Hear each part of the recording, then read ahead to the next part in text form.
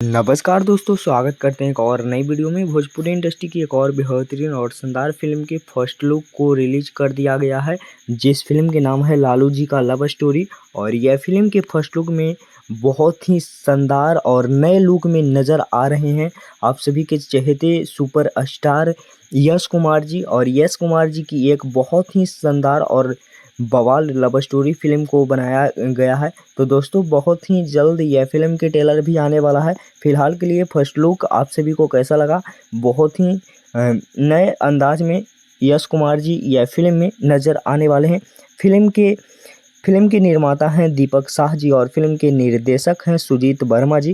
Film में संगीत दिए हैं मुन्ना दुबे जी और फिल्म के गीत को लिखे हैं आशुतोष तिवारी जी और राजेश मिश्रा जी। बहुत ही बेहतरीन और खूबसूरत ये फिल्म बनाया जा रहा है। आप सभी लोग के फर्स्ट लुक कैसा लगा नीचे कमेंट बॉक्स में ज़रूर बताइएगा। बहुत ही जल्द यह फिल्म के ट्रेलर आप सभी के बीच में यूट्यूब पे देखने को मिलेगा। दोस्तों, वीडियो कैसा लगा नीचे कमेंट बॉक्स में बताइएगा। मिलते हैं किसी नेक्स्ट वीडियो में किसी नेक्स्ट खबर के साथ। बने रहिएगा हमारे चैनल पे इसी मजेदार खबरें के लिए। धन्यवाद।